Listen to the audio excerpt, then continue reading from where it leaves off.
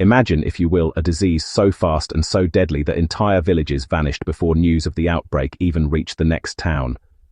At its peak, the Black Death killed more people in 5 years than World War I and II combined. But here's the question. How did a microscopic bacterium reshape continents, society, and even the modern world you live in today? By the early 1400s, Europe was struggling. Harvest failures, climate shifts, and poverty weakened millions.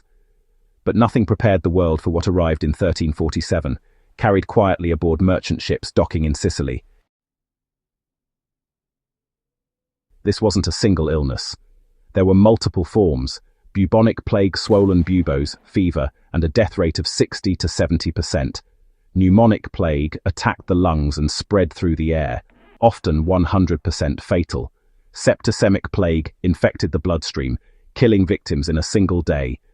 Doctors, honestly, had no idea what they were dealing with. No germ theory, no antibiotics, no sanitation, only fear. In major cities, the plague moved with terrifying speed. Florence, one of Europe's richest cities, lost over half its population. London's narrow streets filled with the sound of death carts, collecting bodies from houses marked with a black cross.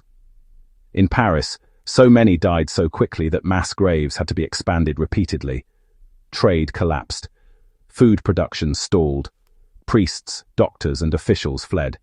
Entire monasteries emptied. In some regions of Germany and England, mortality rates reached 70 to 90%. And yet the disease didn't respect borders. It tore through the Islamic world as well.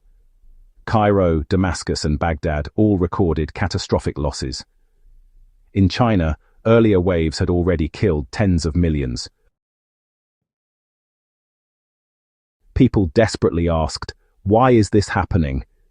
With no scientific understanding, explanations turned dark. Some blamed contaminated air, others blamed astrological alignments. Tragically, some communities scapegoated minorities, particularly Jewish populations, accusing them of poisoning wells. Pogroms erupted across parts of Europe, adding human violence to natural disaster. Still, a few cities attempted early public health measures. Venice created quarantine islands. The term quarantine comes from 40 giorni, meaning 40 days. Ragusa, which is now modern Dubrovnik, introduced port inspections and isolation zones. These were primitive, but groundbreaking steps toward epidemiology. It's hard to imagine anything positive resulting from such devastation, but in the long term, the plague reshaped Europe in profound ways. First, labor became scarce, giving peasants unprecedented bargaining power. Serfs negotiated wages, demanded mobility, and for the first time in centuries, feudalism began to crumble. Second, wealth concentrated among survivors. Farmland opened up, cities rebuilt with new opportunities.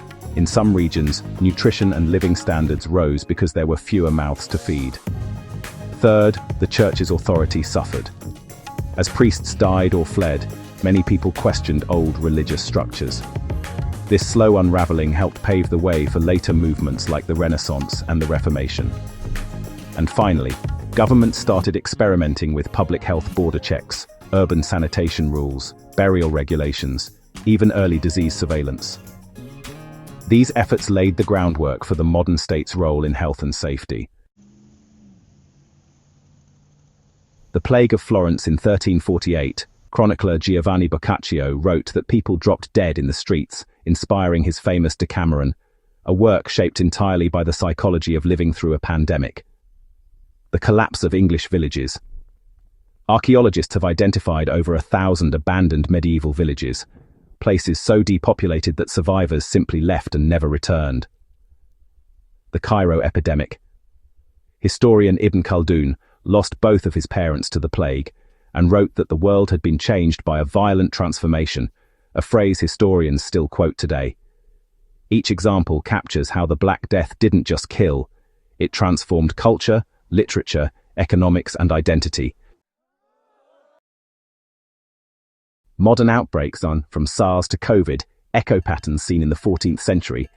Fear, misinformation, economic disruption, and the struggle between mobility and containment. The Black Death is a reminder that pandemics aren't just medical events, they're social earthquakes. Studying it helps us understand inequality, migration, public health policy, and how societies rebuild after catastrophe. And it underscores a crucial truth.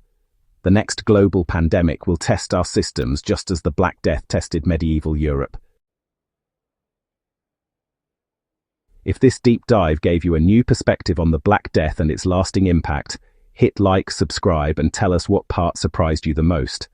And when you're ready, check out our next video on the rise of the Renaissance, the world that emerged from the plague's shadow.